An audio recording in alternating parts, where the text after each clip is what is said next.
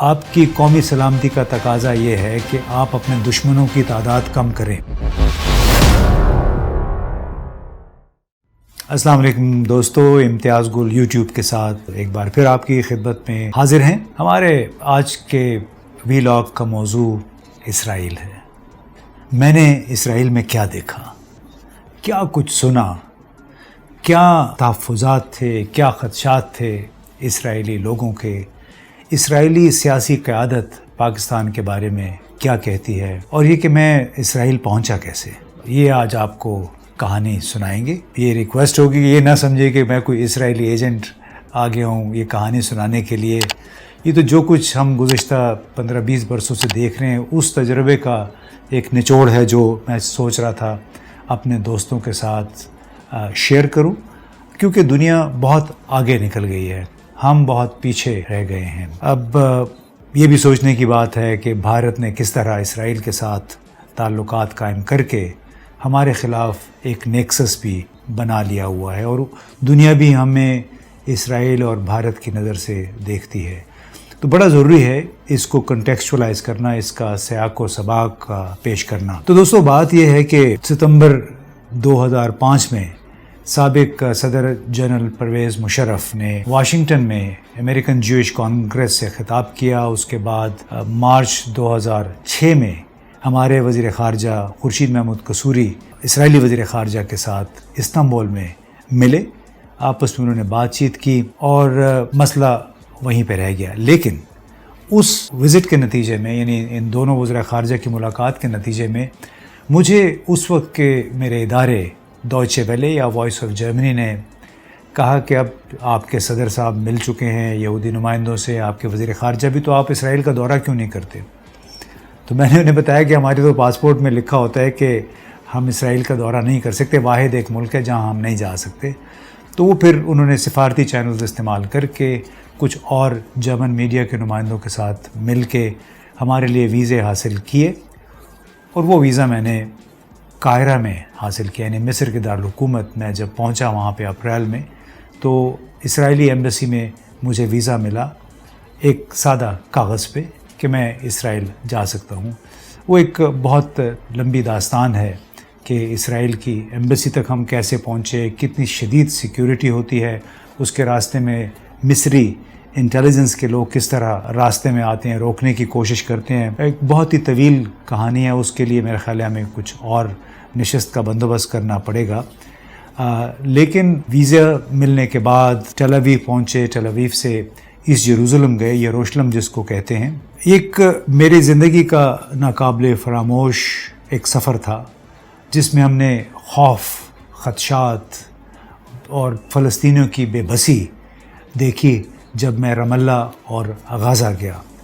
آپ کو معلوم ہے کہ یروشلم پہ متنازع کیوں بنا ہوا ہے؟ وہ اس وجہ سے کہ یہ یہودیوں کے لیے، عیسائیوں کے لیے مقدس ترین جو کمپلیکس ہے، جس کو الحرم الشریف کہتے ہیں یا نوبل سینکچوری کہتے ہیں، ادھر ہی مشرقی یروشلم پہ ہے۔ مسلمانوں کے لیے بھی مسجد اقصیٰ، جس کے بارے میں ہم یوم القدس بھی مناتے ہیں ہر سال، وہ تیسرا مقدس ترین مقام ہے۔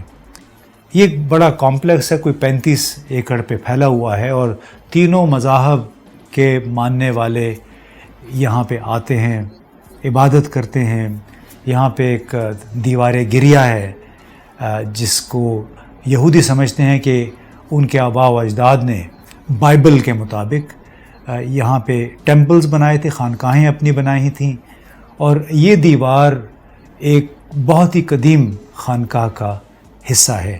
اسی لیے شاید آپ تصویروں میں دیکھ رہے ہوں کیسے یہاں پہ یہودی اپنی عبادت میں مصروف ہے۔ مسجد الاقصیٰ اس کے ساتھ ہے، اور اس کے ساتھ ہی پھر ڈوم آف دی راک ہے۔ ڈوم آف دی راک یہ وہ جگہ ہے بڑی مقدس جہاں سے حضور صلی اللہ علیہ وآلہ وسلم کہا جاتا ہے کہ آئے تھے۔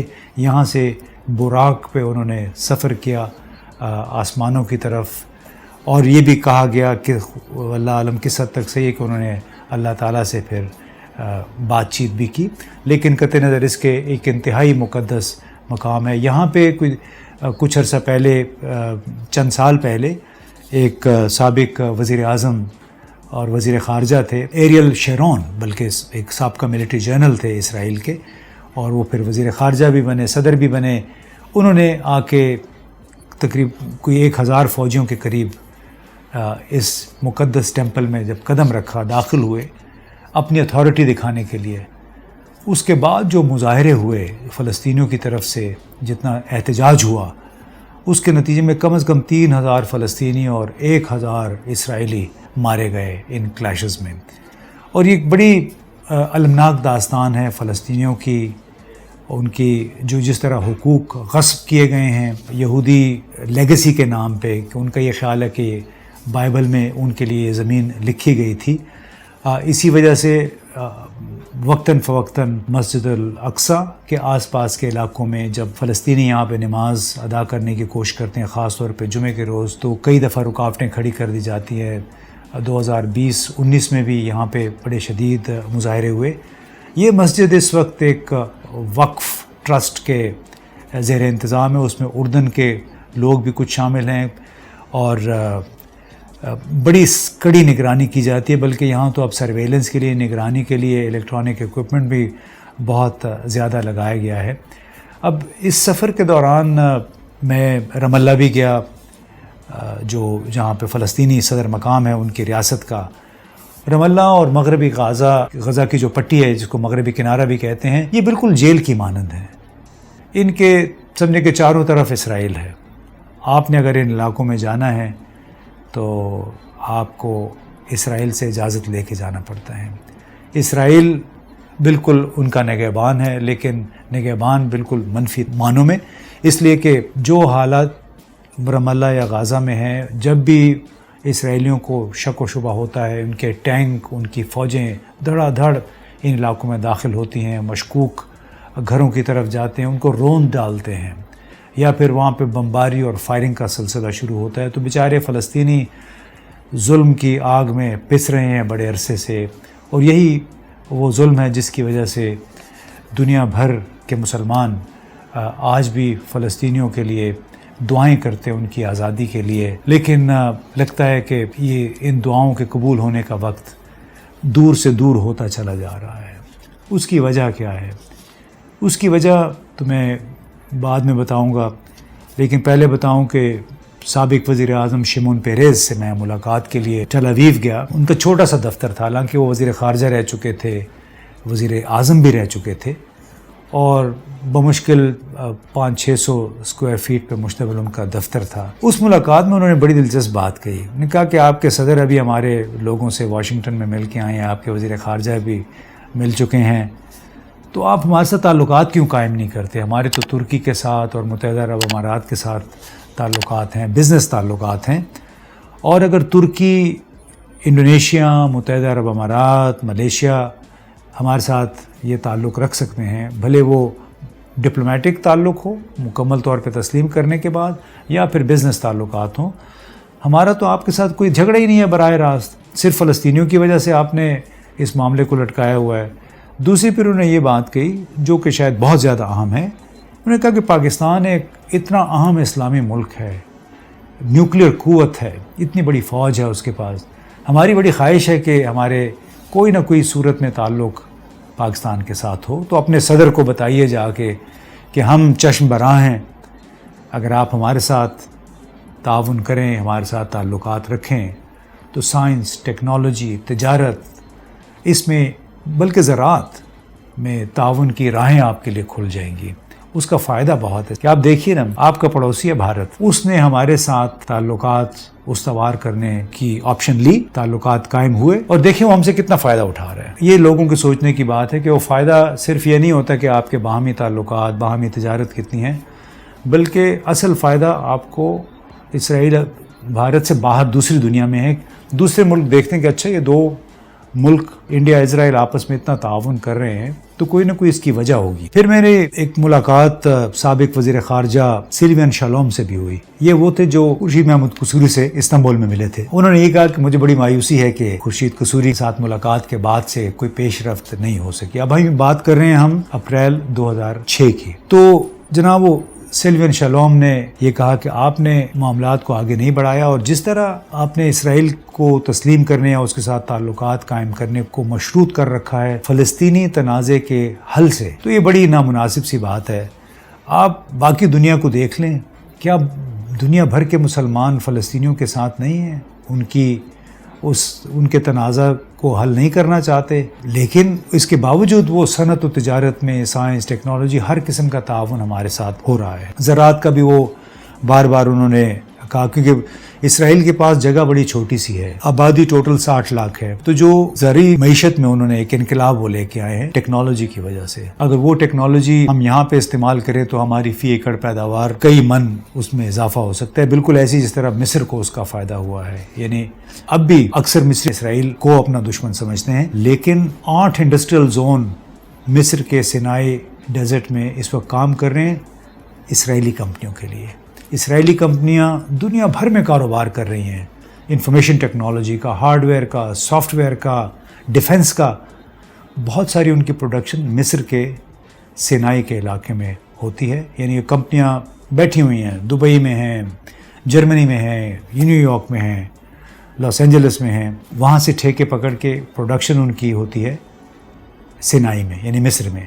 اسی طرح آئی ٹی سے متعلق سافٹ ویئر کا جتنا کام ہے، کال سینٹرز کا کام ہے، آدھے سے زیادہ وہ اسرائیلی یا یہودی کمپنیاں ہیں۔ 50% کام جو ہے وہ انڈیا میں ہوتا ہے، جس کی وجہ سے بنگلور اور حیدرآباد کو کہتے ہیں کہ وہ سافٹ ویئر ٹیکنالوجی ہب ہو گئے ہیں۔ وہ صرف اپنی وجہ سے نہیں ہوئے، وہ امریکی کمپنیوں کی اور اسرائیلی یہودی کمپنیوں کی وجہ سے ہوئے ہیں۔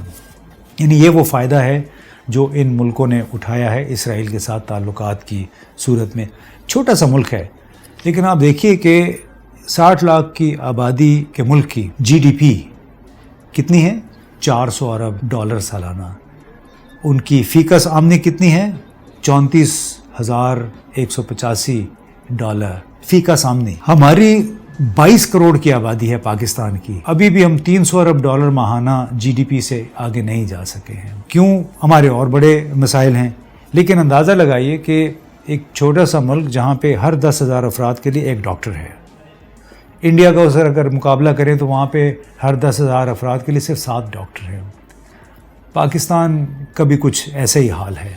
یعنی اسرائیل کی اسٹرینگتھ کیا ہے؟ دماغ، علم و دانش، جس کا استعمال کرتے ہوئے انہوں نے دوسرے ملکوں کے نہ چاہتے ہوئے بھی ان کو دوست بنایا ہوا، اپنا تجارتی پارٹنر بنایا ہوا ہے۔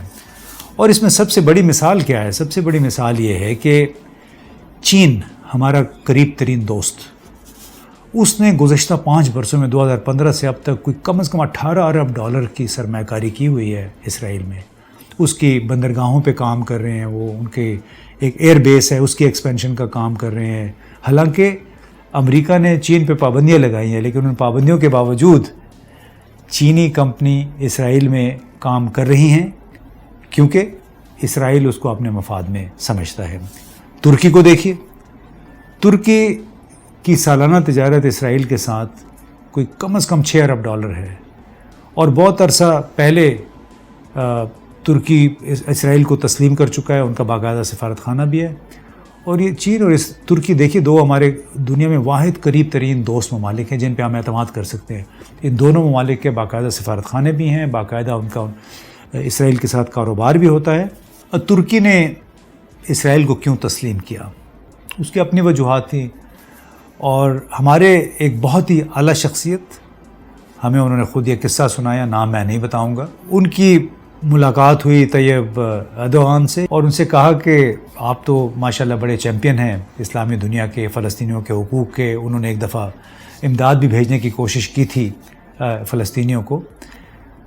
تو آپ اسلام اور فلسطینیوں کی بات کریں، لیکن آپ نے تو اسرائیل کو تسلیم کیا ہوا ہے، آپ کی باقاعدہ وہاں پہ ایمبیسی، آپ کے تعلقات بھی ہیں۔ انہیں جواب کیا ملا؟ یعنی ہمارے چوٹی کی ایک شخصیت ہے، ان کو جواب کیا ملا ایردوان کی طرف سے کہ اصل میں ہم عرب دنیا میں تنہا ہو رہے تھے، اور ہمارا خیال تھا کہ تنہائی ہمارے لیے اقتصادی طور پہ بڑی نقصان دہ ہوگی، لہٰذا ہم نے اسے تسلیم کر لیا۔ اسی طرح ہمارے ایک خارجہ امور کے ایک بہت اعلیٰ شخصیت تھی، ان کی ملاقات متحدہ عرب امارات کے ایک شہزادے سے ہوئی۔ اس سے ذرا سی شکایتی لہجے میں کہا کہ OIC میں بھی آپ نے بھارت کو لا کے بٹھا دیا ہے، اور وہاں پہ ہماری اور کشمیر اور فلسطینیوں کی بجائے بھارت کی نمائندگی زیادہ ہوتی ہے، تو ان کو بڑا ایک ٹکا سا جواب ملا۔ وہ کیا تھا کہ دیکھیں جی، اس دنیا میں کاروبار مذہبی عقیدے اور جذبات پہ نہیں چلتا، بلکہ ہمیں اقتصادی قوت چاہیے، اقتصادی ترقی چاہیے، اور ہم اپنے ان دوستوں کے ساتھ دشمنی کر کے صرف فلسطینیوں کی وجہ سے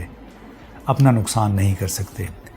اور مزے کی بات یہ ہے کہ ہمارے دو بڑے چوٹی کے سربراہ جب صدر شی جن پنگ سے ملنے گئے چین دو سال پہلے، شی جن پنگ نے بھی ہمارے لیڈروں کو یہ مشورہ دیا کہ آپ کی قومی سلامتی کا تقاضا یہ ہے کہ آپ اپنے دشمنوں کی تعداد کم کریں۔ آپ کی قومی سلامتی اس وقت محفوظ ہوگی جب دشمن آپ کے کم سے کم ہوں اور آپ اقتصادی طور پہ ترقی کر سکیں۔ اقتصادی ترقی ہوگی تو پھر آپ کو استحکام ملے گا، لوگوں کو روزگار ملے گا۔ یہ ہمیں ذہن میں رکھنے کی ضرورت ہے کہ کس طرح وہ ممالک جنہوں نے ترقی کر لی ہے، اور ترقی کیوں کی ہے، اقتصادی امور کو انہوں نے سب سے بالا رکھا، مقدم رکھا، یعنی معاشی پالیسیاں انہوں نے اپنی سیدھی رکھی ہیں، جس کی وجہ سے ان کے دنیا بھر میں تعلقات ہیں، دنیا بھر میں ان کی بات بھی سنی جاتی ہے۔ پاکستان کو کیا ہر معاملے کا چیمپئن بننے کی ضرورت ہے؟ بلا شبہ فلسطینی ہوں، کشمیری ہوں، ان کو حق خود ارادیت ملنا چاہیے، ان کی آزادی، ان کے بنیادی حقوق سب کو مقدم ہونے چاہیے۔ لیکن یہ بھی ہمیں ذہن میں رکھنا چاہیے کہ چین نے تائیوان کے ساتھ اپنا سیاسی مسئلہ ہونے کے باوجود، یعنی تائیوان کو چین نہیں مانتا، لیکن اس کے باوجود تائیوان کی کمپنیوں نے چین میں سرمایہ کاری کر رکھی ہے، تائیوان کی کمپنیوں نے ہانگ کانگ میں سرمایہ کاری کر رکھی ہے۔ اسی طرح اب جس طرح متحدہ عرب امارات، سعودی عرب، بحرین سب اسرائیل کے ساتھ تعلقات قائم کر رہے ہیں۔ کیوں؟ کہ ان کی نظر میں آنے والے دہائیاں ہیں کہ اگر انہوں نے یہ تعلقات اس موقع پہ درست نہ کیے تو انہیں بڑا معاشی نقصان ہوگا۔ معاشی نقصان کا مطلب ہے کہ آپ اپنے ملک کے اندر روزگار کے حالات خراب کریں گے، پروڈکٹیوٹی خراب کریں گے، اور پروڈکٹیوٹی اگر خراب ہوتی ہے آپ کی معیشت برباد ہوتی ہے۔ اور چونکہ جو بڑے ملک جو فائنینشیل ریسورس پہ جن کا قبضہ ہے اور جن کا میڈیا پہ قبضہ ہے، جو کہ اثر رکھتے ہیں دنیا بھر کے ذرائع ابلاغ میں، وہ ذریعہ بنتے ہیں بھارت، اسرائیل، امریکہ اور ان کے ہم خیال ملکوں کی آواز کا۔ ان کی آواز پھر زیادہ سنی جاتی ہے۔ اور اب تو یہ بہت واضح ہو گیا ہے کہ مشرق وسطیٰ میں اسرائیل، متحدہ عرب امارات اور بھارت پر مشتمل ایک نئی پارٹنرشپ ابھر رہی ہے، اور یہ پارٹنرشپ صرف پاکستان کے لیے نہیں بلکہ اور بہت سارے ملکوں کے لیے بھی چیلنج کا باعث بنے گی اگر پاکستان یوں ہی جذبات میں اور ایک کنفرنٹیشن کے موڈ میں رہا جہاں تک اسرائیل کا تعلق ہے یا بھارت کا تعلق ہے۔ تو شاید یہ وقت آ گیا ہے کہ ہم تھوڑا سا غور کریں کہ آیا محض فلسطینیوں کی خاطر ہم پوری دنیا کو یوں ہی ناراض کرتے رہیں گے، اور اگر ہماری ناراضگی کے باوجود فلسطینیوں کو کچھ نہیں ملتا، کشمیریوں کو تو کچھ نہیں ملا جس طرح بھارت نے اس پہ قبضہ کر لیا ہے، تو پھر اس پالیسی کا کیا کوئی فائدہ بھی ہے کہ جس کی وجہ سے 22 کروڑ عوام کو زندگی کی ضروریات، روزگار، تعلیم، صحت نہیں مل پا رہی ہے؟ ذرا سوچیے۔